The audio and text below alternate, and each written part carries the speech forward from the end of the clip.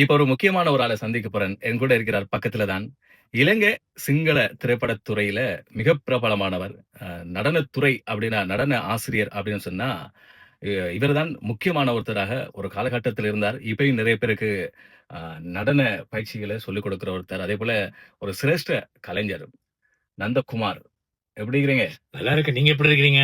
நல்லா இருக்கிறேன். உங்கள்ட்ட ஒரு முக்கியமான கேள்வி கேட்கத்தான் இப்ப வந்திருக்கேன். என்ன கேள்வின்னா, ஆ, நம்ம தமிழகத்துல ம்.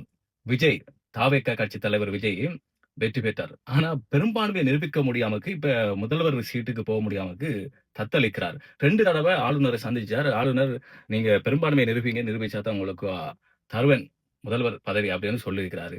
ஆனா நிரூபிக்கிறேன்னு சொல்லி இன்னும் நிரூபிக்கல. 113 தான் காட்டியிருக்கிறார். இன்னும் 118 மொத்தம் 118 அவங்க நிரூபிக்கணும். நீங்க சொல்லுங்க. விஜய் முதலமைச்சர் பதவி கதிரையில அமருவாரா? கிடைக்குமா? இல்லாட்டி இப்படியோ இழுபறி நிலைக்கு போகுமா? கேள்வி தப்பா இருக்கு. ஆ. அமருவார், எந்த சந்தேகமும் இல்ல. ஆ. அமெரிக்கால ஜிம்மி கார்ட்டர், இந்தியாவுல எம்ஜிஆர், அதுக்கு பிறகு விஜய். இது ஈஸியா வந்துரும். இன்னும் 2 நாள்ல வந்துருவாருங்க. சொல்றாங்கல்ல இடையில அந்த டிஎம்கே, ஏடிஎம்கே எல்லாம் ஒரு சேர்ந்து கே குழப்புறாங்கன்னு. வந்துறாரு. எல்லாரும் சும்மா பயத்துல அப்படி இப்படி சொல்றானோ. விளங்குதா? அவன் வந்துருவான், ஈஸியா வந்துருவான். சொன்னத விட செய்வார். ஒரு கலைஞர்கள் சார்பில் எங்களுக்கு ரொம்ப அப்ப 118 சீட்ட காட்டுவாரா? ஈஸியா கட்டுரும். இன்னொரு 18 கூட கேட்டாலும் குடுத்துரும். எல்லாம் இப்படி வந்துருவானோ அத வந்து.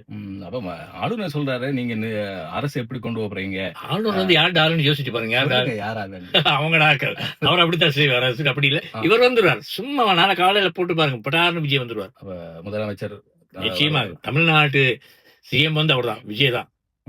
அது வந்தா தமிழ்நாட்டுக்கு நன்மை இருக்கா? ஏன் இல்ல? தமிழர்களுக்கு எல்லாமே நல்லா இருக்கு. தமிழர்கள் மட்டுமே இந்தியால வாழ்ற அத்தனை பேருக்கு நல்லது செய்யும். அதுக்காக தானே இவ்வளவு காசு 2,5 கோடி 3,5 கோடிய 300 கோடி 400 கோடியை விட்டு ஏன் வந்திருக்கார்? ம். மக்களுக்கு சேவை செய்ய வந்திருக்கார். பல பேர் கதை கதை சொல்லலாம். அதுக்காக தான் அவர் வந்திருக்கார். Okay, okay. உங்களோட கருத்து ஓகே. சிரேஷ்ட கலைஞர் சொல்லியிருந்தார். நன்றி.